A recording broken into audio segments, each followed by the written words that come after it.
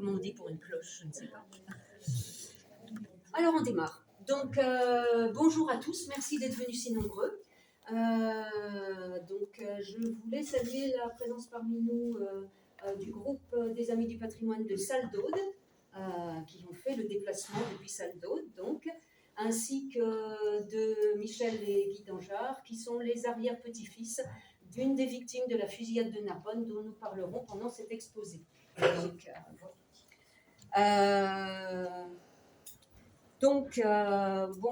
bibliographie, je la présenterai rapidement après. Donc, nous allons commencer avec cette diapositive.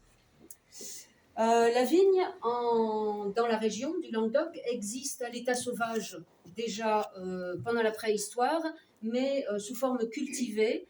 On pense que ça a été introduit au VIe siècle avant Jésus-Christ par les Phéniciens puis les Grecs de Marseille. Le commerce démarre dès le 5e siècle dans toute la Gaule. Hein. Vous savez que à cette époque-là, il commence à y avoir des installations en Gaule méridionale, mais un commerce s'installe. Les premiers vignobles indigènes voient le jour à Latte, en Seyroun, et à Pechmao, donc tout près d'ici. À cette époque-là, ce sont encore les vins d'Italie qui dominent cependant. Mais petit à petit, des colons et des vétérans romains se voient attribuer des terres en Narbonnaise, vont s'y installer et la région va se couvrir de vignes au 1er siècle, d'où, je ne sais pas si elle est très très claire. Il faudrait éteindre à ta droite, là-bas, sous l'écran, là-bas. Là, c'est mieux là. Voilà. D'où cette image d'un transport, effectivement. C'est une sculpture qui se trouve au musée de Narbovia, d'ailleurs. Au IIe siècle avant Jésus-Christ, le trafic s'intensifie, il va jusqu'à Bordeaux et dans tout l'Empire. Tout ça donc, va être mis à bas par les razzias de ceux qu'on appelle les barbares, même si on ne va pas discuter de cette appellation. Les Francs au nord, les Visigoths au sud, puis toute cette période voit la régression de la viticulture comme de l'agriculture d'ailleurs, et plus ou moins le dépeuplement de la région. Cependant, les vignes subsistent un petit peu sous l'égide des monastères et des abbayes qui, pendant ce haut Moyen-Âge, sont les lieux qui ont réussi à maintenir quand même l'existant. On fait un saut considérable dans le temps. Au XIe, XIIe siècle, les pouvoirs locaux, dans les villes en particulier, vont prendre plus d'indépendance à Béziers, à Montpellier, à Nîmes et à Narbonne. Il y a des consuls, les villes sont prospères et certaines cités mettent même en place des réglementations, des taxes protectionnistes sur la vigne. À cette époque-là, la vigne constitue de nouveau à peu près un tiers des parcelles cultivées, en tout cas dans le Biterrois. Les propriétaires commencent à s'organiser en corporation, à exporter des vins et des eaux-de-vie.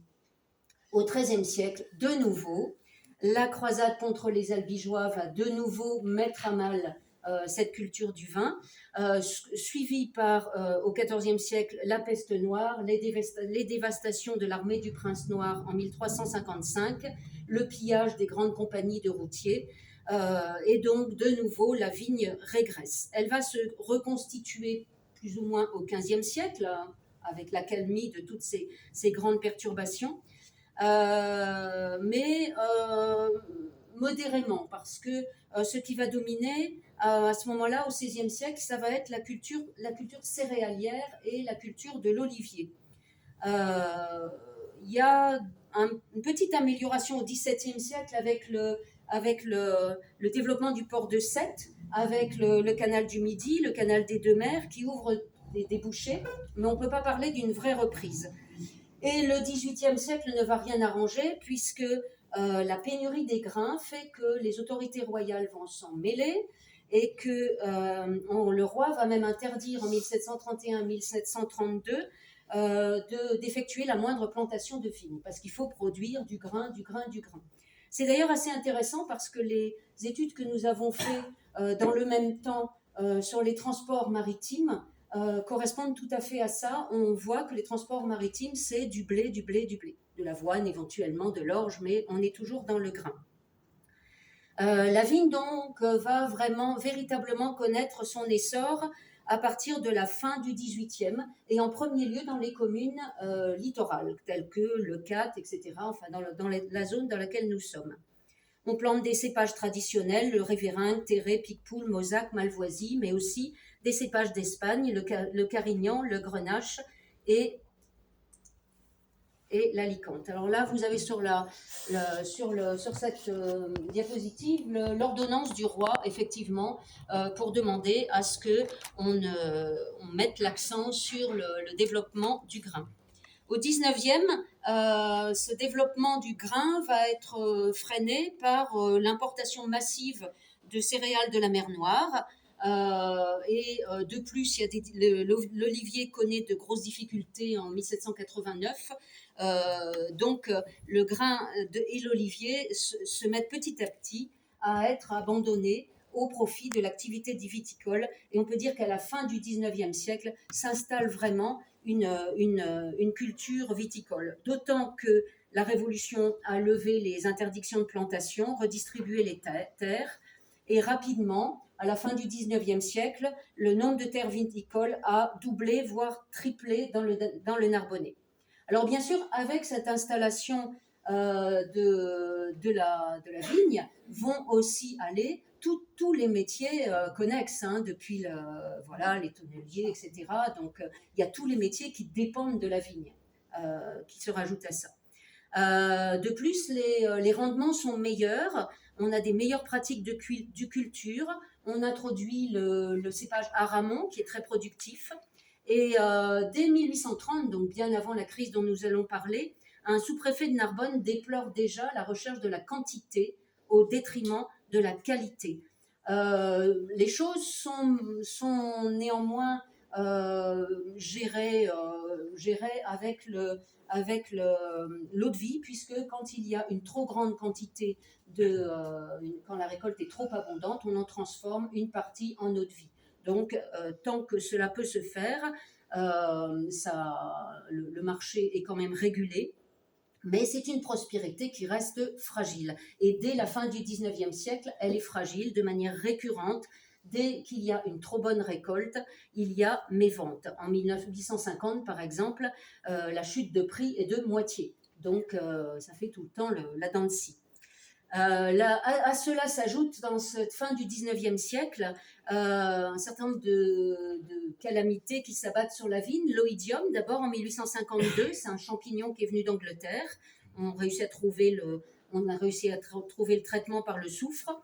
Les ravages sont moindres dans le Midi, qui n'est pas trop touché par l'oïdium, et qui se développe bien, d'autant que l'arrivée des voies ferrées après 1853 va ouvrir les marchés du nord, de la région parisienne, du centre de la France.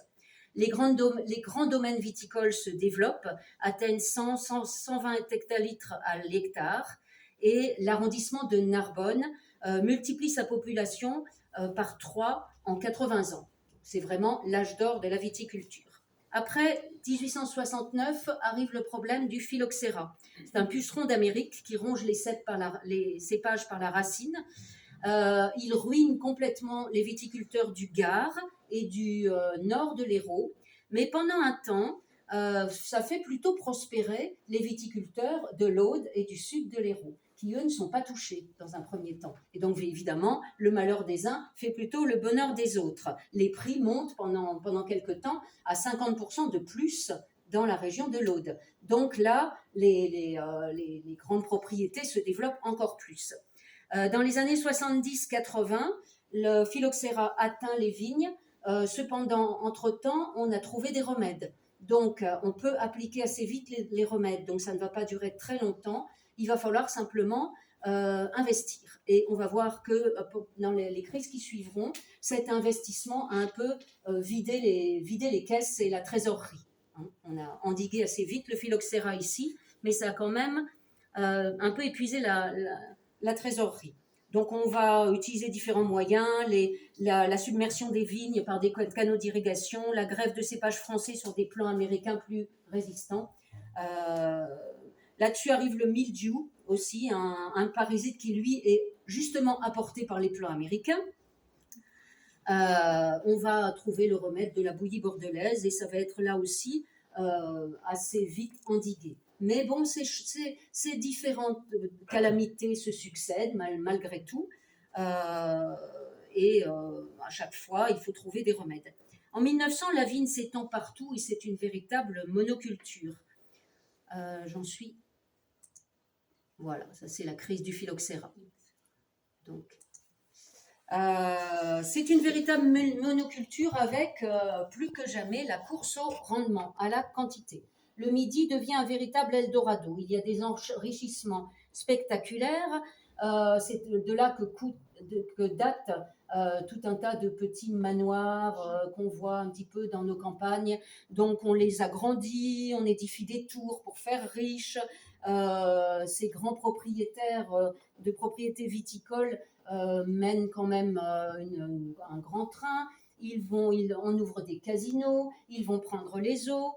Dans les petites villes se multiplient les maisons de tolérance ainsi que les établissements culturels, etc. Donc, il se crée une grosse bourgeoisie viticole. L'hectare de vigne, à cette époque-là, vaut 50 à 85% plus cher que la terre à céréales.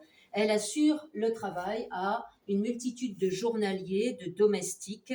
À Capestan, par exemple, c'est 82% de la population qui vit directement ou indirectement de l'activité viticole. Mais voilà que le prix du vin, ou à l'aube du XXe siècle, le prix du vin baisse par surproduction et aussi du fait de pratiques qui sont nées pendant la crise du phylloxéra. Pendant la crise du phylloxéra, il avait fallu trouver des palliatifs. C'était développé tout un tas de moyens plus ou moins frauduleux de vendre du vin quand même dans une période difficile. Alors vous avez ici deux personnages, celui qui s'enrichit par la vente du vin artificiel et celui qui est ruiné en vendant du vin naturel. Alors ces vins artificiels qui engraissent les fraudeurs, il y a plusieurs filières. L'importation de vins d'Espagne et d'Italie, puis après 1901 de vins algériens à bas coût, avec des tarifs préférentiels inférieurs et des degrés d'alcool assez élevés qui permettent le coupage. La fabrication, bien sûr, de vins artificiels par chaptalisation, c'est-à-dire par sucrage. On met du sucre de betterave dans le marc de raisin, on appelle ça des vins de sucre. Il y a carrément des vins frelatés avec des compositions assez effrayantes, genre acide tartrique, sulfurique, macération de brou de noix, moutarde, fluorure de sodium et de calcium, tanin, camomille, iris en poudre, colorant. Le colorant étant issu du jus de betterave ou de la cochenille. Donc on traficote pas mal. À un moment, on s'en mêle aussi des vins de raisin sec avec des raisins de Smyrne, entre autres achetés à bas prix en Méditerranée orientale. Et puis, on fait aussi de la piquette. Cette piquette qui est issue de l'épuisement des mares par l'eau. Normalement, la piquette, on en a toujours fait pour la consommation de la famille. Mais on s'en met aussi à en commercialiser. Là-dessus va s'ajouter une nouvelle législation sur les eaux de vie qui limite la transformation des vins en alcool. Donc, qui va empêcher, quand il y a surproduction, qui va empêcher les viticulteurs d'avoir recours à la distillation justement pour écouler le surplus. En 1893, l'hectolitre de vin valait 40 francs. Il passe à 16 francs en 1900. Certains le bradent même à 50 centimes et certains vont jusqu'à le jeter dans les ruisseaux parce qu'ils n'arrivent pas à le vendre. À ce moment-là, très très vite, c'est la catastrophe et dans toutes les couches de la société. Les gros et les moyens propriétaires, généralement endettés par les crises, entre autres le phylloxéra, ne réussissent pas à financer les travaux de culture, ils réduisent leur train de vie. Bon, c'est pas trop dramatique pour eux, ils vont arrêter d'aller faire leur cure au Ballard ou au Boulou, ils vont sortir moins au casino, ils vont mettre au chômage partiel ou complet un certain nombre de leurs ouvriers. Il y a des faillites chez les un peu moins gros, des faillites suite à des impôts impayés. Et bien entendu, les petits propriétaires souffrent davantage, font faillite, sont obligés d'aller travailler chez les autres. Ils ne réussissent pas à vendre. La dépréciation atteint 50% dans le Carcassonnais, 80% dans le Narbonnais et 90% dans le Biterrois. Des familles s'expatrient de la région. Dans la population agricole, c'est 25 à 50% de la population qui est touchée. Donc du régisseur au journalier, terrassier, domestique, ouvrier, ponctuel ou permanent. Les journées sont plus rares, les salaires sont réduits quand il y en a. À Narbonne, 72% de chômeurs dû à cette crise de la surproduction. Quelques mesures sont prises. On abaisse les taxes sur les vins, on supprime les droits d'octroi, mais par contre, on va réduire la taxe sur les sucres. Alors cette réduction de la taxe pour les sucres, elle a été demandée par les députés du Nord qui défendent leurs betteraviers. Et d'ailleurs, pendant la crise de 1907, les députés du Nord ne vont pas cesser de protester. J'ai même lu quelque part que certains députés disaient que le Nord était toujours laissé pour compte au profit du Midi. Et comme j'entends la même chose dans le Midi, chacun défend son précaré. En tout cas, les députés du Nord défendent bien sûr cette baisse des taxes sur les sucres. Mais cette baisse des taxes sur les sucres engendre une augmentation du sucrage et de la chaptalisation beaucoup plus facile du coup, puisqu'il y a un moindre coût. Des grèves éclatent en 1903 et en 1904 après cette détaxe du sucre et cette loi sur la distillation. En août 1905, donc, le gouvernement va réagir en produisant une nouvelle loi contre la fraude, mais elle sera de nouveau mal appliquée. Alors, ces grèves de 1903 à 1904, je ne vais pas m'étendre dessus, mais par rapport à celles de 1907, elles ont une particularité, c'est que ce sont vraiment des grèves des ouvriers, assez politisés à l'époque et qui se démarquent vraiment des gros propriétaires.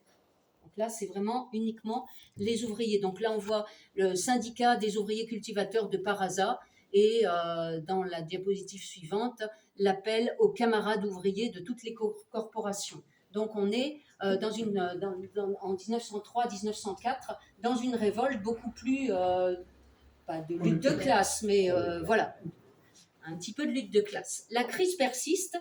Au-delà de. Donc, c'était des grèves aussi qui étaient pas mal pilotées par la CGT naissante, Fédération des travailleurs agricoles du Midi, issue de la CGT. La crise persiste cependant.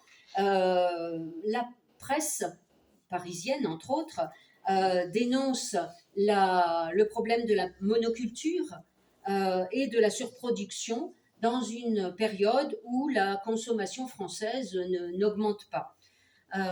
D'autres incriminent les vins étrangers et la concurrence, mais au bout du compte, l'explication simple qui va rallier tout le monde, c'est le mot fraude, sur lequel on met tout, la chaptalisation, les vins étrangers, la piquette, etc. Donc le mot fraude va rallier tout le monde, alors que c'est quand même beaucoup une crise de surproduction. Les vignerons du Midi, eux, ils dénoncent les betteraviers du Nord, un peu parfois considérés dans certains discours comme des nouveaux chevaliers francs, comme à l'époque des Cathares. Voilà, ils viennent du Nord, donc c'est forcément les francs qui viennent nous dépecer. Ils accusent aussi les grossistes, qui sont souvent parisiens, encore des francs, les intermédiaires et le gouvernement, qui n'est pas assez énergique pour faire appliquer les lois, puisque des lois, il y en a, mais elles ne sont pas appliquées, donc le gouvernement ferme les yeux. On imagine presque qu'il y a un complot pour faire mourir le Midi, alors pourtant que ce problème de fraude, en fait, touche toutes les régions françaises. Toutes les régions qui ont connu ces mêmes crises du Phylloxera, etc., sont touchées par la fraude. Mais l'idée d'un complot, c'est une idée forte, une idée simple, qui peut pénétrer l'imaginaire collectif assez facilement, avec un slogan « Mort aux fraudeurs ». Donc, à la Chambre des députés, les défenseurs de la viticulture méridionale interpellent régulièrement le gouvernement. Ces plaintes arrivent dans une France divisée par les lois de séparation de l'Église et de l'État. Et Clemenceau est confronté aussi à des grèves dures de dockers, de mineurs, d'électriciens qui mettent Paris dans le noir en mars 1907. Donc, on va dire qu'il a d'autres chats à fouetter. Il prend plus au sérieux le conflit des mineurs et aurait même dit par rapport au problème du Midi que ces gens du Midi n'ont pas les qualités d'exactitude et de calcul auxquelles sont obligés les gens du Nord. Ils ignorent le bas de laine. La vie paraît si facile sous le soleil. Les cigales n'ont pas les mœurs des fourmis. Donc voilà, donc on minimise un petit peu voilà, cette colère du Midi comme une petite... voilà. Ça va se calmer, quoi. Albert Sarraut, lui, est le député de l'Aude. Il plaide la cause du Midi. Et Clemenceau rétorque « Je connais le Midi, tout ça finira par un banquet ». Le Midi est pourtant républicain. Mais c'est ce qui fait aussi qu'il n'est pas inquiet, parce que le Midi est républicain. Lui-même est député du Var. Il a été élu dans le Midi. Il craint davantage une récupération du mécontentement par la droite, les conservateurs ou ultra-conservateurs, qui sont nombreux chez les propriétaires, et aussi d'une tentative de déstabilisation de son gouvernement. Donc, il va ordonner une enquête parlementaire. Alors là intervient, bien sûr, le fameux Marcellin Albert. Marcellin Albert, ça fait un moment qu'il prêche contre la fraude. Il va dans les villages, il se met sur un arbre ou sur une caisse et il harangue les foules pour leur dire de tous s'unir contre la fraude. Donc ça fait un moment qu'il prêche. Quand il entend parler de cette commission parlementaire, il convainc un certain nombre de ses proches amis à Argelier d'aller avec lui. Il a envoyé une lettre pour demander à être reçu par le président de la commission parlementaire qui va se tenir à Narbonne. Il lui a été répondu positivement. Donc, il va demander à ses amis de venir avec lui pour renforcer le poids de son intervention. Donc, à 4 heures du matin, il trouve un de ses amis qui a un tambour. Voilà, il ameute tout le monde dans Argelier. Ils partent à une cinquantaine. Il va être rejoint en chemin, si bien que quand on a parlé des 87 d'Argelier, ils étaient une cinquantaine au départ, 87 à l'arrivée. Certains sont partis d'Argelier en train, certains aussi se sont joints à eux sur le chemin. Donc il y a Jean Sicard qui arrive avec un drapeau, Firmin Macouir avec une banderole. À 5 heures du matin, ils sont 50, 87 devant la gare. Et ils sont là pour accueillir les députés qui arrivent pour aller à cette commission parlementaire, pour auditionner les maires présidés par le docteur Féroul, qui est le maire de Narbonne. Ces maires demandent un dégrèvement d'impôts, demandent à ce que la fraude soit correctement réprimée. Et pendant ce temps-là, les viticulteurs, les 87 d'Argelier, braillent sous la fenêtre. On les reçoit, Marcellin Albert est reçu, il remet une pétition qui avait été établie dès 1905, donc qui a été à l'époque été signée par 400 personnes, et la commission prend note de cette pétition. Ils font ensuite le tour de la ville, clairon en tête, en chantant La Vigneronne, une chanson qui a été écrite par l'un d'eux et qui deviendra le chant de guerre contre les fraudeurs. Ils sont partout applaudis et ils rentrent sur Argelier. Alors, il va falloir parler de Marcellin Albert et de Féroul, puisque ce sont les deux principaux protagonistes. Donc, commençons par Marcellin Albert. Marcellin Albert est j'ai mis un charismatique Troblillon, j'ai trouvé ça dans un texte, bien sûr, c'est pas moi qui l'ai inventé, charismatique indéniablement, Troblillon bien sûr, puisqu'il va mener le mouvement. Il est plein de contradictions, il est plein de rêves. C'est un garçon qui s'est trouvé orphelin très tôt, il a été élevé par sa mère, il a été aux Zouaves, on le voit souvent. Il s'est engagé très tôt, Il a rêvé dans un premier temps de faire du dessin, il avait un très bon coup de crayon. Dans un deuxième temps, il a été soldat tirailleur en Kabylie. Dans un deuxième temps, il a rêvé de faire du théâtre. Il est monté à Paris, il a fait 6 mois de conservatoire. Et quand il est rentré dans son village, il a formé une troupe de théâtre d'amateurs qui jouait un répertoire classique, ce qui lui a valu, il a eu beaucoup de surnoms, Marcellin Albert. Ça lui a valu le surnom de Marceau, un des rôles qu'il a joué dans une pièce. Il aura plus tard le surnom de Lou Cigale, puis pendant le mouvement de l'apôtre et le rédempteur. Il a de grandes qualités d'orateur et d'homme de théâtre en quelque sorte. Il a l'art de se mettre en scène, une voix qui porte, une gestuelle aussi, qui est tout à fait au point, due certainement à cette pratique du théâtre. Une voix bien timbrée, un geste qui souligne ses arguments, et il soigne son costume de dandy un peu rustique avec son Kronstadt sur la tête. Il prend des poses assez messianiques.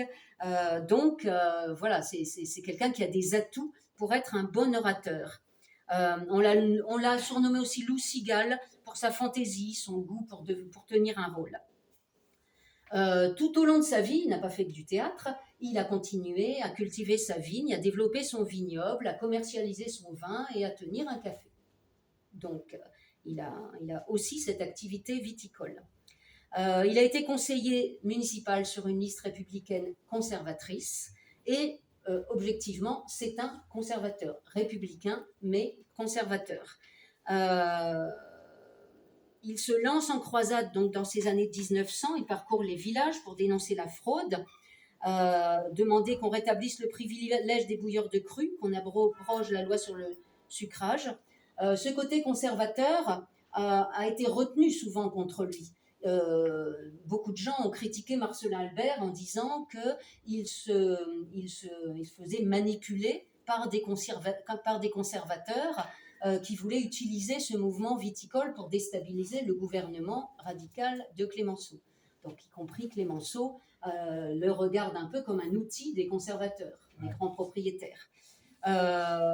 Il est taxé de républicain par d'autres en même temps, mais en fait, en vérité, Marcellin Albert, lui, il veut pas de politique. Il se dit ni de droite ni de gauche, pas de politique. Il veut unir le gros propriétaire et l'ouvrier autour de cette même problématique de la crise viticole. Il dit voilà, on est tous dans le même panier, on est tous en difficulté, il faut lutter tous ensemble. Et c'est ce qu'il ne cessera pas de dire. Tous unis, tous ensemble, pas de lutte des classes, pas de politique et pas de violence. Donc c'est vraiment, alors c'est un homme aussi qui est très sincère, qui est très honnête, qui est très intègre, parfois un peu naïf. Il a politiquement, effectivement, peu d'armature politique par rapport à Féroul, qui est tout autre. Alors là, c'est le café de Marcellin Albert, on le voit là sur le toit de son café, vigneron, cafetier et artiste.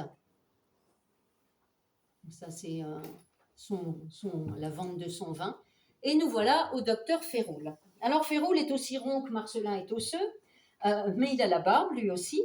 Il dégage beaucoup de force, beaucoup d'assurance. Il a le regard clair et direct. Il n'a pas fait de théâtre, mais il a une voix qui porte. Il a des gestes mesurés, un regard direct.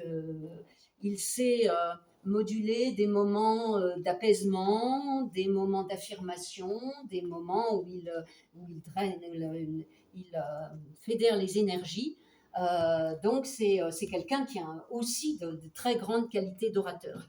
Il est né dans la bourgeoisie en 1853, mais lui-même dit qu'assez rapidement il a renié son milieu bourgeois, puisque dès qu'il est étudiant, il va se montrer très rebelle, il va écrire dans le journal, dans des journaux socialistes, il va être incarcéré même plusieurs fois, il va se mettre en politique très rapidement, donc il avait fait, quand il était étudiant, scandale en arborant un drapeau rouge par solidarité avec la commune de Narbonne.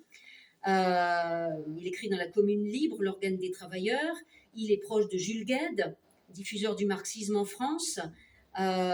Et lui va parce que c'est un étudiant en médecine qui a une culture, c'est un fin lettré, il va se mettre en politique très tôt, et on peut dire que Féroul, lui, il a une vraie réflexion politique, et il connaît le monde de la politique, puisque depuis qu'il est étudiant, il se frotte au monde de la politique.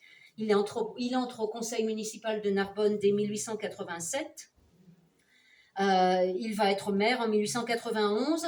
Il le sera plus ou moins jusqu'à la fin de sa vie, avec des intermittences, dont plusieurs où il est carrément déposé parce que pour insulte au sous-préfet, etc. Il est très insolent, il est très libre de parole, et donc il a très fréquemment maille à partir avec les autorités, tout en étant maire de Narbonne.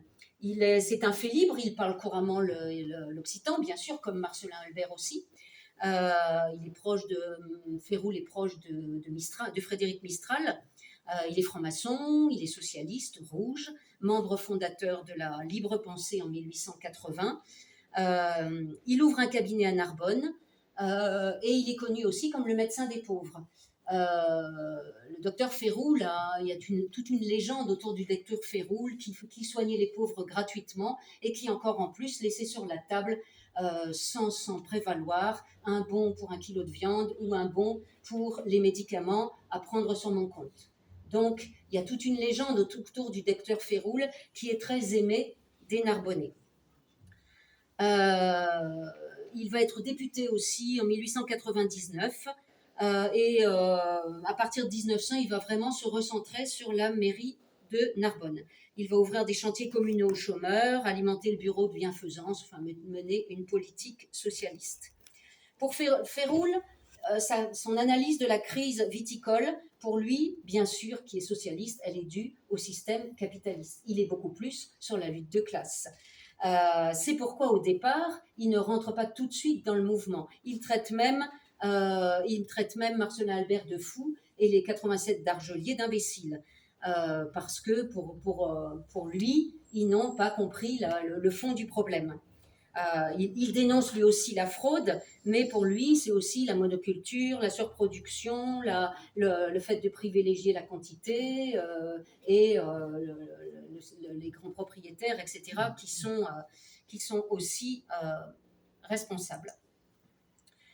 Alors, il est quand même réaliste, c'est aussi quand même un pragmatique, et assez rapidement, quand il va voir la popularité du mouvement qui commence à s'organiser autour de Marcellin Albert, en pragmatique, il va se rallier parce qu'il comprend qu'il y a l'expression d'une souffrance, et il va... alors certains vont dire il va récupérer le mouvement. Non, moi je dirais plutôt qu'il va se rallier à ce mouvement avec ce qu'il est, bien sûr, avec ce qu'il est et sa propre conception des choses. Donc, il va se joindre à partir de Narbonne. Alors, là, on le voit dans une photo de groupe. Vous devez le reconnaître ici. Le docteur Féroul, toujours avec sa grande barbe et son chapeau. Très... Alors à Argelier, quand on a dit, on les a laissés tout à l'heure, ils sont revenus à Argelier, ils ont fondé très rapidement un comité de défense viticole, ainsi qu'un journal, le Tocsin, qui sera le journal du mouvement de 1907. Marcellin Albert est bien entendu président de ce comité d'initiative de défense viticole, mais il y a d'autres viticulteurs qui sont vraiment les chevilles ouvrières du comité, en particulier François Richard, Marius Catala, qui sont eux aussi des conservateurs. Catala est un important propriétaire de vignes. Il est minéralogiste, zoologiste, président de la Société d'études scientifiques, c'est quelqu'un qui a beaucoup de connaissances. Richard appartient à la moyenne bourgeoisie.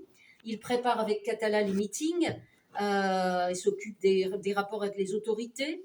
On a aussi le docteur Santi qu'on voit beaucoup, et puis Louis Blanc qui est pharmacien et qui est un des principaux rédacteurs du journal Le Tocsin. Alors il s'en ajoute d'autres, Juste Cabane, Pierre Murat, Jules Marty. Tout ce monde-là se réunit dans le café d'Albert, qui n'est plus café, mais bon, ils se réunissent dans le café d'Albert. Et ils vont décider de rassembler le monde de la viticulture tous les dimanches, avec 3 idées fortes, union de tous, pas de politique. Le midi se meurt, il faut donc le faire savoir, en étant le plus nombreux possible. Par contre, cette profession de foi et ces 3 idées fortes ne proposent aucune solution. On l'aura remarqué, ça sera aussi souligné. La profession de foi dit « Nous voulons vivre, voilà ce que nous voulons. Nous sommes ceux qui ne veulent pas crever de faim. » Donc, ça inclut petits, moyens propriétaires. On prêche l'union, la création de comités locaux, mais il n'y a pas vraiment de programme ou de proposition de ce qu'on pourrait faire. Alors, donc là, on a une photo du comité d'Argelier, Albert, Catala, Louis Blanc, le Med. Il y en a d'autres. On les voit encore ici autour de Marcelin Albert, que vous avez au milieu. Les slogans simples, donc vous les voyez, vive le vin naturel, abat le sucre, guerre aux fraudeurs. Ça, c'est le Tocsin, le journal qu'ils ont créé. Et la profession de foi, qui sommes-nous, appel du comité d'Argelier, camarades vignerons, etc. À tous nos frères de misère, vignerons, ouvriers, commerçants, hauts les cœurs, pas de défaillance, vive la viticulteur honnête. On revient toujours sur la fraude et le vin naturel, qui sont les grandes thématiques. Alors, les premiers dimanches vont avoir lieu le 24 mars à Salelles-d'Aude, il y a 300 personnes. Le 31 mars à Bise, il y en a le double, 600. Le 7 avril à Ouveillan, il y en a 1000. Le 14 avril à Coursan, il y en a 8000, enfin plus que doublé. Le 21 avril à Capestan, il y en a entre 10 et 15 000 suivant les rapports. À Leucate, le conseil municipal décide de ne plus siéger jusqu'au rapport de la commission d'enquête parlementaire. L'émotion des meetings et des discours d'Albert font naître une conscience méridionale et le sentiment d'un malheur partagé par tous. Le 28 avril, le maire radical Castel fait bon accueil aux manifestants à Lézignan. On dresse une tribune, mais il se fait huer quand il affirme qu'il faut faire confiance au Parlement. La prochaine manifestation, donc nous arrivons à la fin avril, la prochaine manifestation a lieu le 5 mai à Narbonne. Et c'est là, bien sûr, que Féroul va se rallier. Il a fait pavoiser la mairie, a posé des affiches pour appeler lui aussi à l'union, dresser une tribune face aux halles. Et il va se reproduire ce 5 mai tous les rituels protestataires qui ont ponctué tous ces dimanches. C'est-à-dire que du comité du café de Marcelin Albert partent des mots d'ordre, rituel protestataire dominical. Du café donc de Marcelin Albert partent les mots d'ordre. Le comité envoie des représentants pour préparer les meetings. Des trains et des tarifs spéciaux sont mis en place. Chaque village arrive en délégation avec ses bannières, clairons et tambours. Il y a des consignes au niveau des bannières. On ne peut pas mettre n'importe quoi. Il ne faut rien mettre qui puisse faire violence à qui que ce soit. Donc, même s'il y a des morts aux fraudeurs, ça c'est admis. Mais pas d'accusation violente directe. Une fois que tout le monde se retrouve dans la ville désignée, donc on se retrouve pour casser la croûte, pour chanter, pour s'enivrer de paroles, avant de se placer dans le cortège. Donc les cortèges sont hauts en couleur, chaque village arrive avec ses pancartes, souvent en catalan, en occitan, avec des slogans récurrents, vive le vin naturel, mort aux fraudeurs. Alors là, moi je ne parle pas occitan, mais vous devez pouvoir lire, avoir tant de mon vin et pas pouvoir manger de pain. Voilà. J'essaierai pas de le prononcer parce que tout le monde se moquerait de moi. Au fait. Voilà. Argeliès. Argeliès, pardon, Argeliès. Oui, au fait. Bon. Donc, chaque village arrive avec ses pancartes. Donc là, vous en avez quelques-unes. Villegayen, nous n'avons plus que du sang pour payer l'impôt. Faudra-t-il le donner?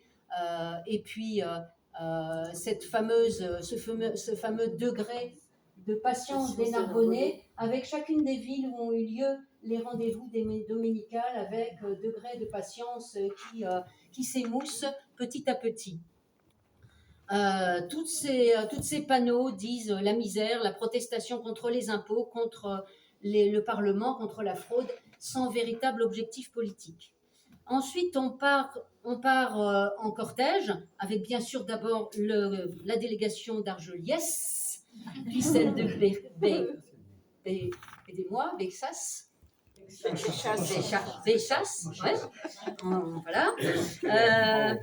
Qui avait voté en 1906 la grève de l'impôt, puis celle de l'Aude, de l'Hérault, du Gard, chacune avec bien sûr clairon, tambour, etc.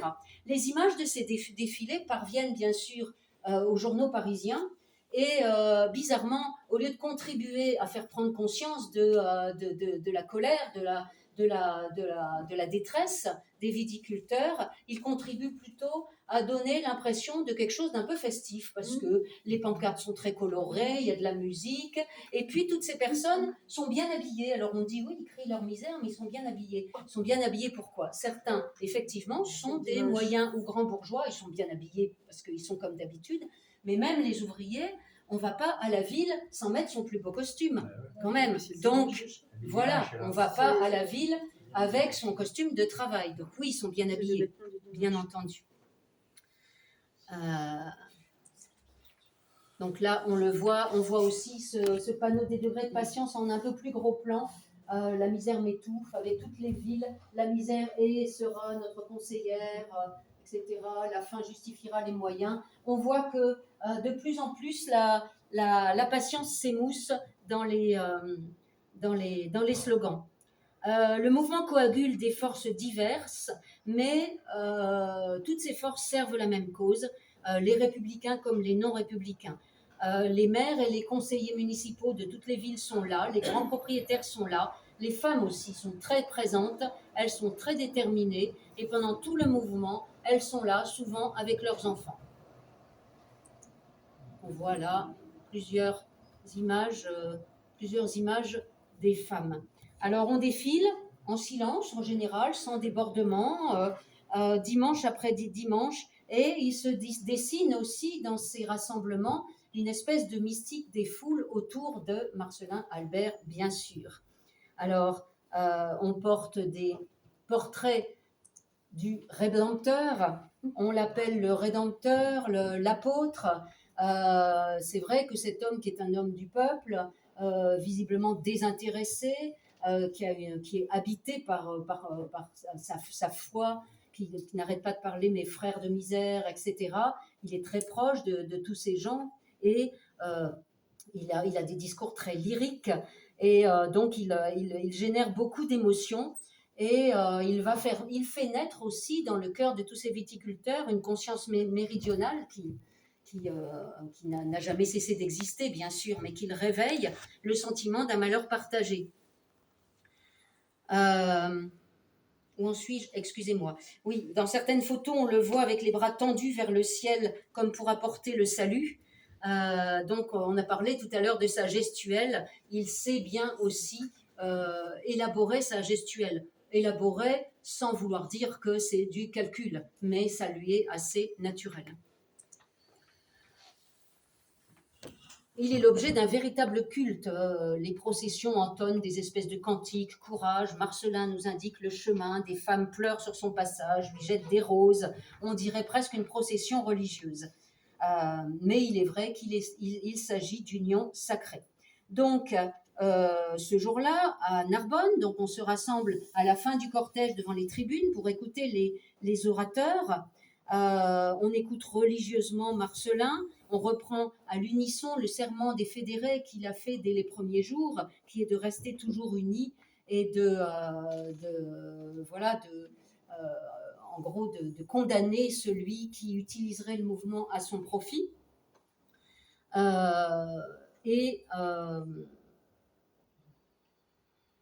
Voilà. Donc, il y a un truc que j'ai dit avant. Féroul ensuite monte à la tribune. Après Marcellin. Donc non, ça, je suis encore normalement à Narbonne. Féroul monte à la tribune et il va terminer par une formule choc. Voici longtemps que vous faites crédit à l'État, l'heure est venue où la dette envers vous doit être payée. Féroul va politiser le mouvement. Il va en faire un mouvement pour remettre en cause la politique du gouvernement. Il est beaucoup plus offensif. Cependant, Albert, dès le début, a parlé de la grève des municipalités. C'est des idées qui n'ont pas été inventées par Féroul, qui ont été reprises de manière assez offensive par lui. Féroul, face à après la prise de parole de Féroul, il sent la politisation du mouvement donc il insiste de nouveau dans la salle des synodes sur ce serment des fédérés: celui qui par intérêt particulier ou par esprit politique porterait préjudice à la motion première sera jugé et condamné. Le rassemblement suivant a lieu à Béziers le 12 mai avec, on l'a vu, 160 000 personnes cette fois-ci. L'amertume monte de plus en plus parce qu'en fait, à Paris, ça ne bouge pas. Albert lance qu'il faut passer aux actes et Féroul lance de son côté un ultimatum au gouvernement. Au sabotage dont les gens du Midi sont victimes, dit-il, il faut opposer le sabotage administratif. Donc, il va proposer la grève des municipalités. Alors, à Béziers, ça se passe mal. Il n'y a pas des Black Blocs, mais on les appelle des Apaches. Qui attaquent un poste de police, qui attaquent l'hôtel de ville. Donc, il y a des troubles. On soupçonne effectivement il a été plus ou moins prouvé que c'était des gens plus ou moins de la pègre, qu'ils étaient plus ou moins téléguidés par des mouvements de droite, d'extrême droite, qui espèrent effectivement récupérer le mouvement. Ce qui ne veut pas dire que ceux qui ont accusé Albert, bien sûr, d'être... lui, il n'a rien à voir avec ça, mais effectivement, il y a des gens d'extrême droite qui essayent de récupérer le mouvement pour déstabiliser le gouvernement. Le rassemblement suivant a eu lieu à Perpignan le 19 mai. Cette fois, il y a 172 000 personnes. Des délégations sont même venues des Charentes, du Var et du Jura. Les Perpignanais arborent une branche de pin ou une feuille d'amandier, car le préfet des Pyrénées-Orientales leur aurait dit « Si la vie ne peut pas vous nourrir, remplacez-la par des pins et des amandiers ». Donc c'est une manière de moquerie vis-à-vis du sous-préfet. La semaine suivante, le 26 mai, c'est à Carcassonne. Alors à Carcassonne, ils ont fait les choses en grand. La municipalité a fait carrément dresser un arc de triomphe avec au-dessus une Marianne avec le slogan « Salut à nos frères de misère ». Donc on voit que les maires, Féroul à Narbonne, la mairie de Carcassonne aussi, accueillent les manifestants, veillent même à ce qu'ils aient des endroits où coucher, etc. Donc c'est vraiment un mouvement qui entraîne tout le monde. Il y a des délégations de Bordeaux et même d'Algérie qui viennent à Carcassonne. Les slogans se font menaçants. « Prenez garde si la ville rouge bouge », dit la délégation de Narbonne. « Il faut en finir jusqu'à la dernière goutte de sang, vaincre et mourir ». Le rouge domine dans l'habillement. On chante la Marseillaise des vignerons, une adaptation de la Marseillaise. Les chapeaux sont ornés de papier avec l'inscription « Ce n'est pas du battage ». Pourquoi ? Parce qu'un des membres du gouvernement avait dit qu'il voulait bien entendre la détresse des viticulteurs, mais qu'il n'allait pas en faire tout un battage. Donc là aussi, sa parole a été malvenue et mal prise, et donc on arbore « ce n'est pas du battage ». Donc parmi les manifestants, tout le monde comprend de quoi on parle. Il y a des grands discours à Carcassonne, celui d'Albert qui réveille le passé cathare. Les Albigeois étaient autrefois réunis sous ces murs, ils y tombèrent pour la défense de leur liberté. Nous ferons comme eux, en avant pour la défense de nos droits. Le Midi le veut, le Midi l'aura. Féroul en rajoute une couche dans le lyrisme occitan. Un souvenir me hante, celui d'une misère pareille à la vôtre. Lorsque les barons féodaux envahissaient le Midi et le saccageaient, un troubadour pleurait. Depuis, les barons de l'industrie du Nord nous ont envahis et ruinés. Nous ne voulons pas les supporter davantage. En avant, debout pour les repousser, eux et leurs complices. Évidemment, ces paroles sont rapportées à Paris et la presse nationale s'émeut de ce mouvement qui semble virer à un discours séparatiste. Marcelin Albert et Catala du comité nient. Féroul aussi, mais il est vrai que Féroul, qui est fait libre depuis 1880, un peu cette tentation régionaliste aussi, la tentation de la Ligue du Midi, cette tentation fédéraliste, elle est toujours là. À Nîmes, le 2 juin, on a 250 000 personnes, dont beaucoup de femmes. Des bérets catalans rouges, des écharpes rouges autour du corps, des brassards rouges, des cocardes tricolores quand même. Féroul enflamme la foule de sa voix puissante. Il attaque le projet de loi du ministre des Finances et balaie la peur de l'anarchie en disant « L'ordre, dit-il, c'est nous qui voulons le rétablir en mettant fin au détroussement des producteurs du Midi organisé par l'État. L'anarchie, elle règne dans l'organisation économique où l'abondance des produits engendre la misère des producteurs. » Le dimanche 9 juin, c'est Montpellier. Là, c'est l'apothéose. Il y a eu des souscriptions pour financer le voyage de tous. Les maires ont été sollicités ou contraints de participer aux souscriptions publiques. De nombreuses professions apporté leur soutien. Les habitants de Montpellier ont offert l'hébergement, aménagé des remises, etc. Et même le préfet a réquisitionné les écoles, donc les autorités sont avec, et l'évêque a ouvert les églises pour les femmes et les enfants. Donc on voit aussi que les autorités ecclésiastiques ont rejoint le mouvement. Donc on voit vraiment que c'est un mouvement qui rassemble des gens de tous bords. Les manifestants campent partout, les cafés sont pleins, tout le Midi est là, provençaux, bordelais, gascons et même jurassiens et algériens. 600 000, 800 000, on ne peut plus compter. Dès le matin, on attend le Messie. Là, on voit la place de la Comédie Noire de Monde, place de la Comédie. Et voilà le Messie. Un Montpelliérain l'accueille et lui déclame « Homme de cœur qui a su réaliser le miracle d'union, à votre voix, toutes les discussions et les haines se sont évanouies. » Albert, à ce moment-là, semble bizarrement un peu absent, un peu écrasé par un mouvement dont il a l'impression qu'il ne le maîtrise plus du tout. Il est pâle, crispé, figé, peu convaincu ce jour-là. Il n'est pas bien, quoi. Il a vraiment le sentiment que les choses lui échappent. Donc, il se hisse quand même dans un platane d'où il salue la mère humaine avant de rejoindre la tribune, en répétant plus que jamais, restons unis, sans distinction de parti et de classe, pas de jalousie, pas de politique, tous au drapeau de la défense viticole, vive le Midi et le vin naturel. C'est Féroul qui est devenu à ce moment-là l'homme fort de la révolte. Il vient annoncer la grève, la mise en pratique de l'ultimatum de Béziers. Dès demain, pas une municipalité qui soit digne du nom de méridionale ne sera debout. Demain à 8h du soir, je fermerai l'hôtel de ville après y avoir fait arborer le drapeau noir au sein du tocsin de la misère. Je jetterai mon écharpe à la face du gouvernement. Quant aux maires Froussard qui le 10 juin ne démissionneraient pas, la population irait les cueillir dans leur mairie. Et effectivement, ça va se faire, ce mouvement de démission des municipalités. Alors ça, c'est les choses vues de Paris, avec les 100 kilos qui manifestent dans le Midi. Donc on dénonce les gros propriétaires, on l'a fait très très gros. Marcelin Albert en Napoléon. Voilà, donc voilà, les caricatures vont bon train.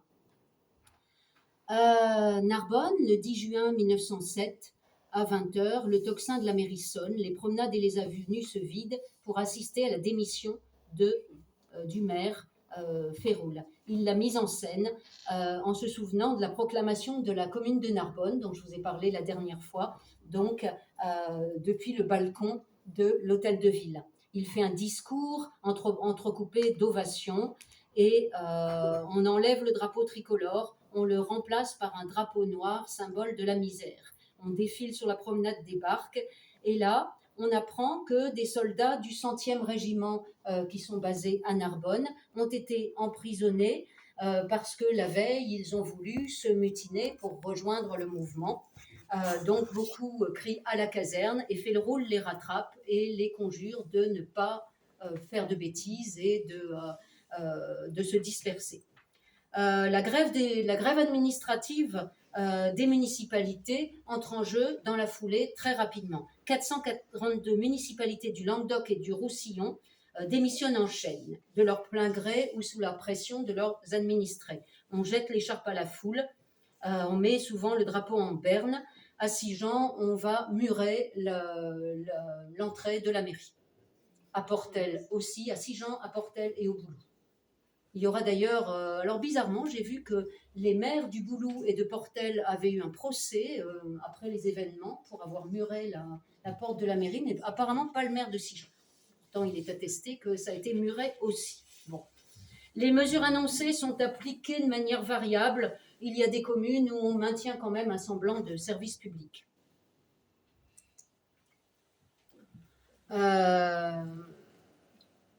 Clémenceau reçoit le 12 juin les préfets des départements. Il ordonne de refuser les démissions. Il rend les maires responsables des conséquences de la grève et il envoie Castel, maire de Lézignan, pour convaincre Féroul d'arrêter l'escalade. Mais Féroul répond « Quand on a 3 millions d'hommes derrière soi, on ne négocie pas avec Clémenceau ». Se met alors en place la répression. Le Conseil des ministres décide de faire arrêter Féroul et les responsables du comité d'Argelier. 80 délégués des communes fédérées se réunissent.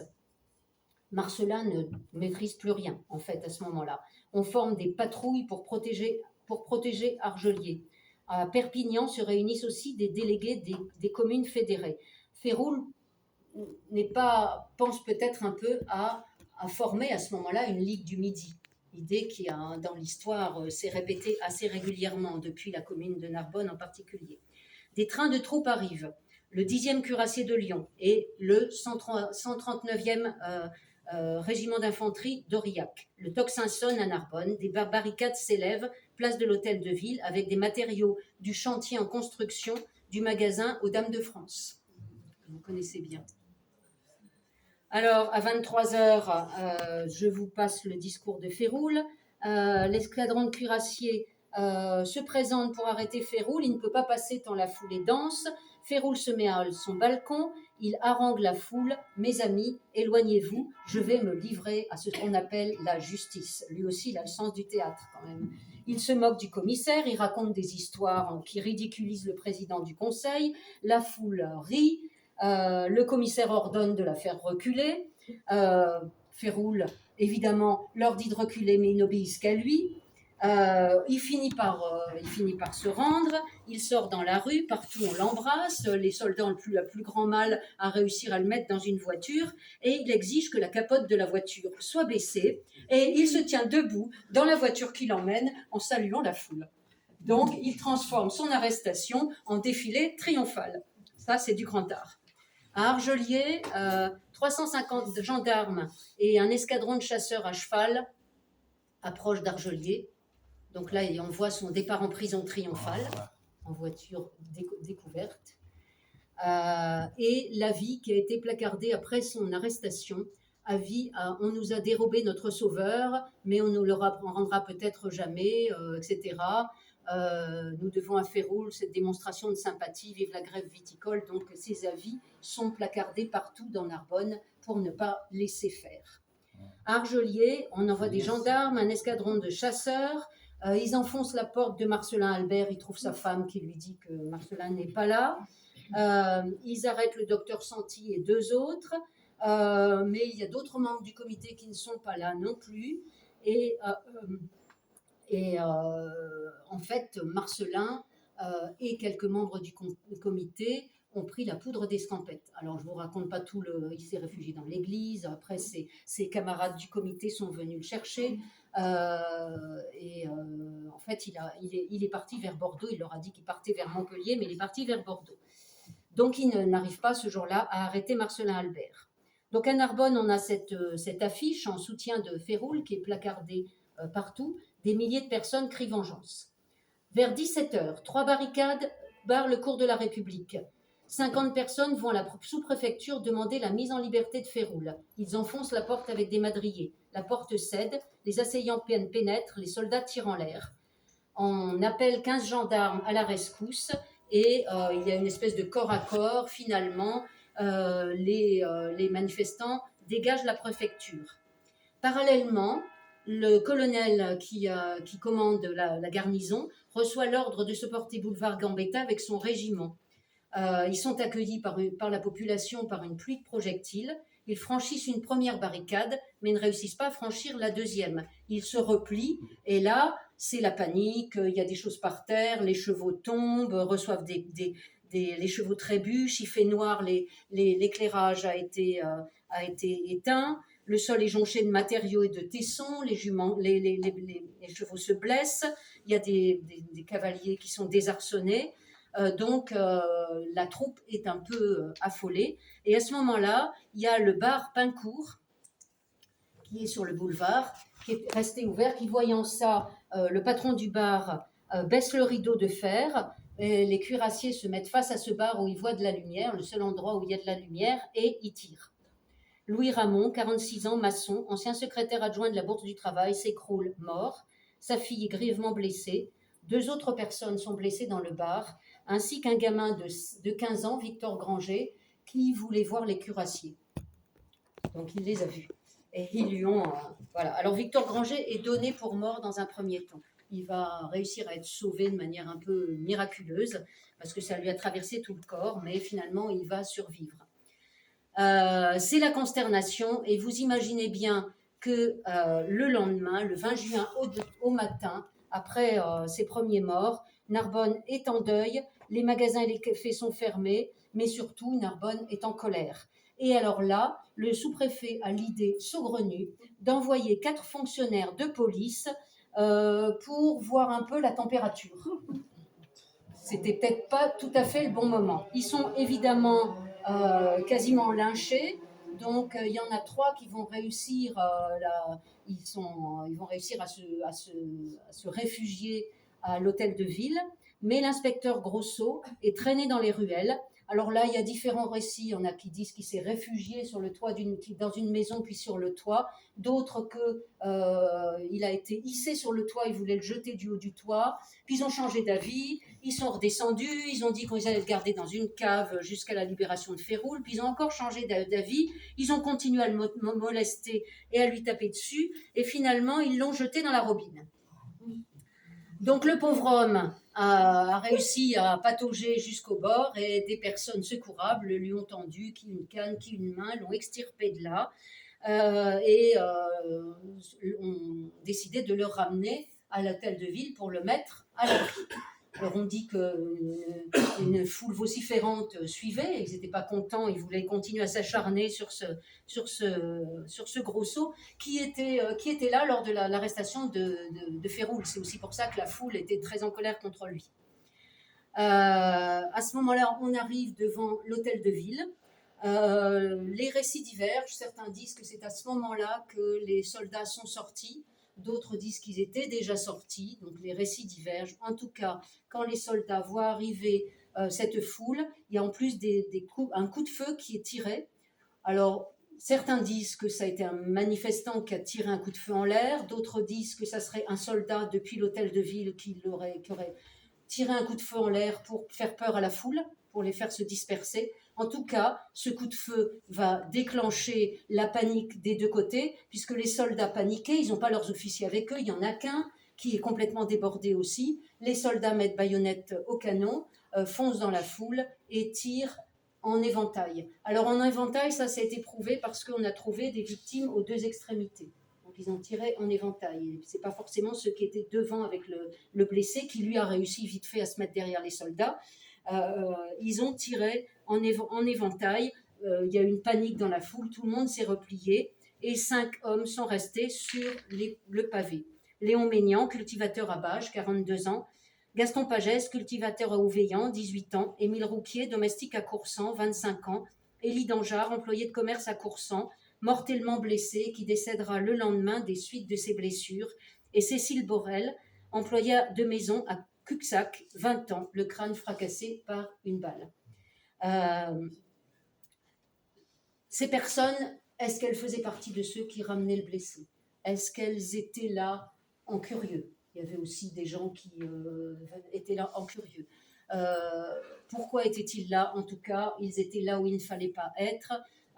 Cette salve en éventail est malencontreusement tombée sur eux.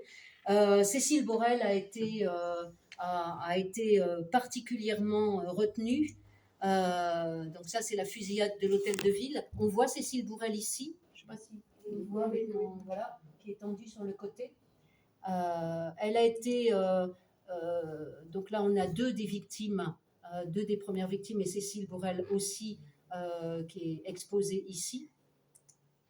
Et elle a été particulièrement retenue comme la martyre de cette journée parce que c'était une toute jeune fille de 20 ans, c'était l'image de l'innocence foudroyée.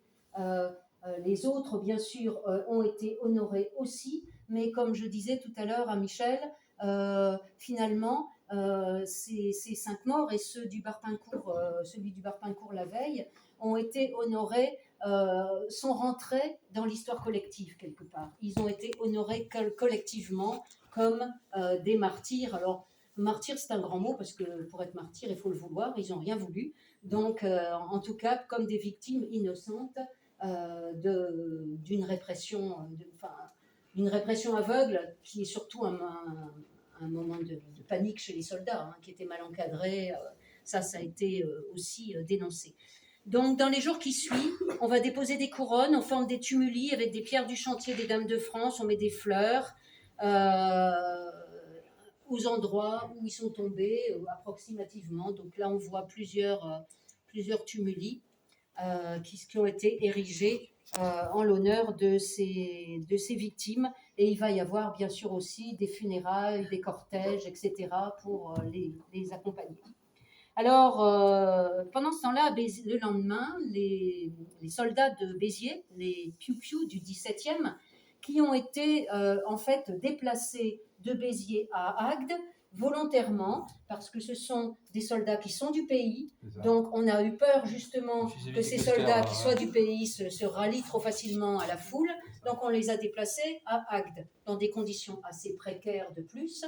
Et donc, ils vont se mutiner. Alors, ils vont décider de quitter la caserne, de s'emparer des armes et de la poudre et de marcher sur Béziers. Leur idée au départ, c'est les événements qui se sont passés à Narbonne. C'est vraiment on ne va pas laisser faire ça, c'est quelque chose d'assez spontané, quoi. On ne va pas laisser faire ça. Dans un premier temps, ils vont spontanément vers Béziers.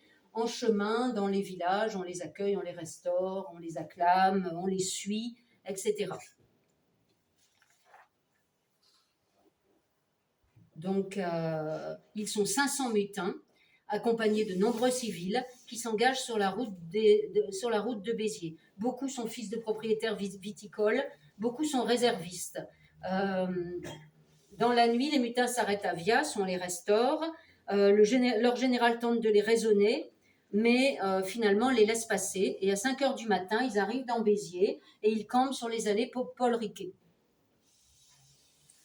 Sont acclamés par la foule. Donc là, on les voit sur les allées Paul Riquet. La population de Béziers, bien sûr, leur offre vivres, pain, paille pour dormir. Ils n'ont pas d'objectif précis en réalité, si ce n'est un objectif protestataire. Mais ils ont quand même désobéi aux ordres. Donc c'est tout de même une mutinerie. Désobéi aux ordres, ils sont emparés des armes, ils sont sortis de la caserne. Donc c'est tout de même une mutinerie.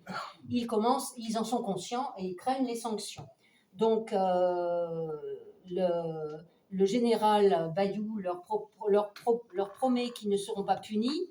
Les membres des comités viticoles s'entremettent pour obtenir effectivement qu'ils ne soient pas punis. Et finalement, ils vont tout simplement rentrer dans leur caserne. Alors, cette marche des piou-piou du 17e, là on voit les femmes qui les saluent.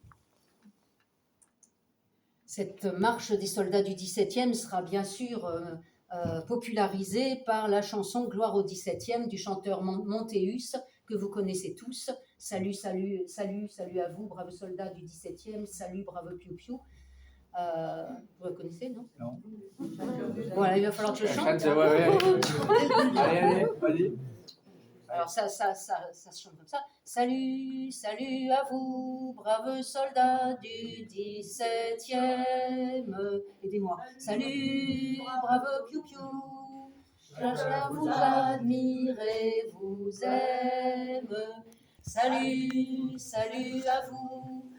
Après votre geste magnifique, vous vous auriez, en tirant sur nous, assassiné la République. Voilà, ça c'était la chanson.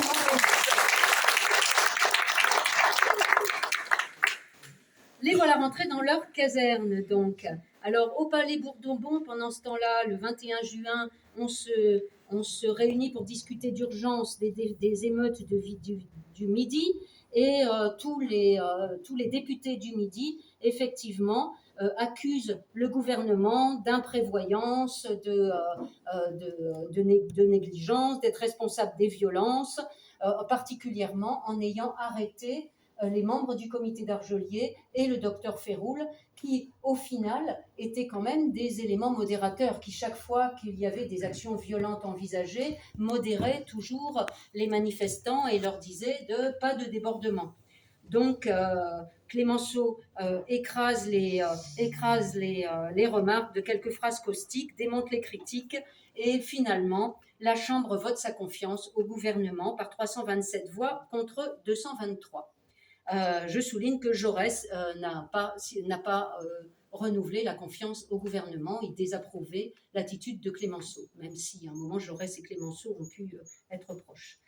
Le 23 juin, coup de théâtre. Marcelin Albert, qui avait été caché par le curé dans le clocher de l'église, qui était parti le 19 au soir dans l'automobile de M. Dulac, maire démissionnaire de Montels, va se diriger sur Paris. Alors, le 23 juin, il se présente rue Beauvau au ministère de l'Intérieur.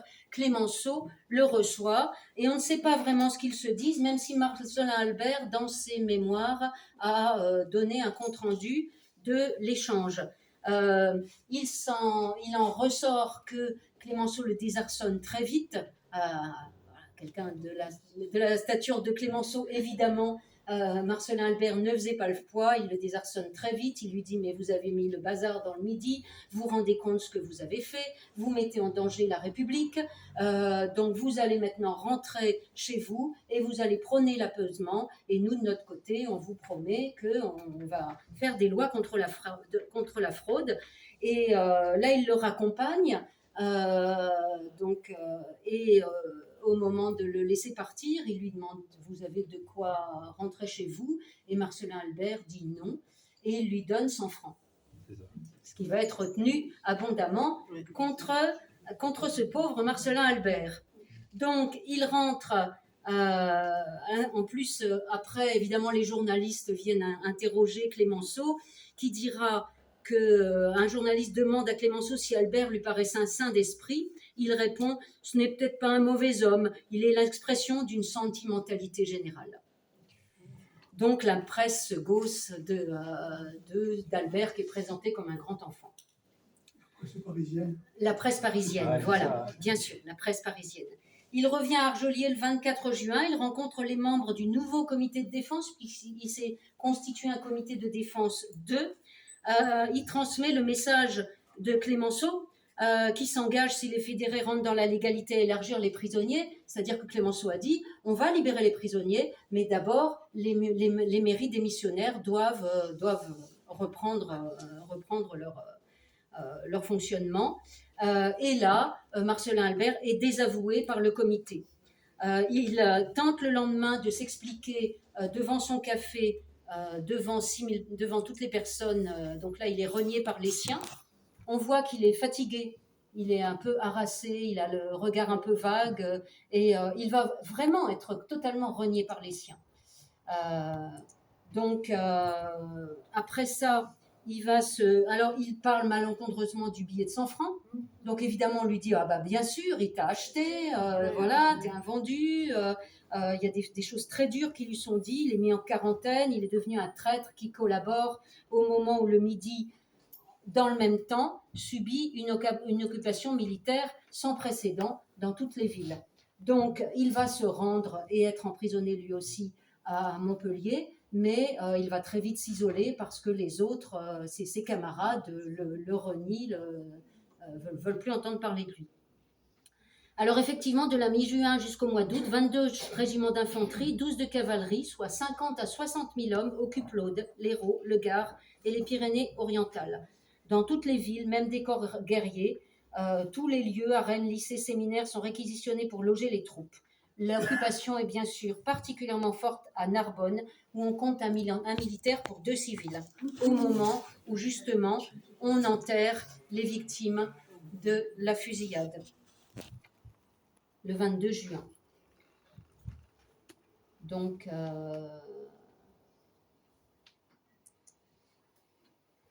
la haine est dans les cœurs, aucune famille n'accepte de loger les officiers. Dès 17h, nul ne peut circuler sans sauf-conduit. On voit des militaires accompagnés des civils, baïonnettes au canon. L'autorité militaire va jusqu'à interdire aux médecins de Narbonne de visiter leurs malades. Outrés, ces derniers refusent alors leurs soins aux gendarmes. Ils se partagent la clientèle du docteur Féroul et lui envoient ses honoraires à la prison. Donc il y a vraiment une guerre larvée entre toute une population et ses soldats.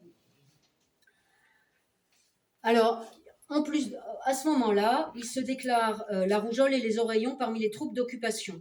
Donc les gens se terrent chez eux, tandis que les soldats se terrent dans leur campement parce que la moitié sont malades. Il y a des perquisitions, des arrestations. Parallèlement aux troupes, il y a la police qui fouille les maisons, à la recherche d'explosifs qu'ils ne trouvent pas. Donc ils raflent tout ce qu'ils trouvent, les cannes, les bâtons, les pioches, etc. C'est une période difficile aussi parce que les mairies ont arrêté leur service administratif, ce qui ne rend pas les choses faciles pour la population. Il y a le couvre-feu, surveillance de tout. Malgré tout, des réunions s'organisent, des pétitions circulent. Finalement, le 29 juin, une loi va être votée. Une loi va être votée pour prévenir le mouillage et le sucrage. Appliquer au sucre et au glucose une taxe et l'obligation d'un acquis délivré par l'administration fiscale. Alors, là, il va y avoir aussi signe d'apaisement. Les comités viticoles de l'arrondissement de Narbonne votent la poursuite de la résistance avec grève de l'impôt et démission des municipalités. Clémenceau, finalement, accepte la mise en liberté provisoire de Féroul et du comité d'Argelier. Donc là, on voit la libération des... Je trouve plus ma... Oui, elle est là. La libération, sortie triomphale de Féroul, évidemment attendue par la foule, et du comité d'Argelier. Le retour de Marcelin Albert chez lui est bien différent. Il a perdu toute maîtrise. Il tente d'accuser Féroul de se servir du mouvement, mais celui qui a été encensé comme un dieu rentre chez lui tout seul. On le traite de vendu. La foule assaille son logis. Certains veulent même le pendre, en reprenant le serment qu'il avait lui-même érigé, en disant ceux qui sont traîtres seront condamnés. Donc certains... Le drapeau noir, le 2 août, le comité d'Argelier donc est libéré. Alors qu'est-ce que deviennent les piou-piou du 17e ? On avait promis la clémence. En fait, ils seront envoyés dans un camp disciplinaire dans le sud tunisien, à Gafsa, où la dysenterie en décimera bon nombre. Pendant ce temps-là, Clémenceau décore l'inspecteur Grosso et le sous-préfet de l'Odève. Le lieutenant des soldats qui ont ouvert le feu pendant la fusillade de Narbonne à l'hôtel de ville est promu capitaine. Et pendant l'été, ont lieu des procès contre les maires démissionnaires, contre un certain nombre de manifestants qui ont été arrêtés, qui ont commis des actes contraires à la loi. Et ainsi que le 20 février, un procès en fait qui concerne indirectement l'affaire de Narbonne. En fait, c'est un procès fait contre 12 membres de la CGT qui ont mis des affiches le gouvernement d'assassins. Et en fait, ce procès-là se transforme en procès de la fusillade de Narbonne, parce que tout le monde vient plaider le fait vient accuser le gouvernement, effectivement, des actes qui ont été commis, et finalement, ça devient un petit peu un procès des événements et de la fusillade. Féroul sent que l'apaisement est souhaité dans le Midi, que les ouvriers souffrent. Les esprits se préparent de plus en plus à la mise en place de la Confédération générale des vignerons. Jaurès lui-même y voit la solution à la crise. Par contre, la CGT, le syndicat des ouvriers, sont sceptiques. Ils craignent la mainmise du patronat. Féroul leur rétorque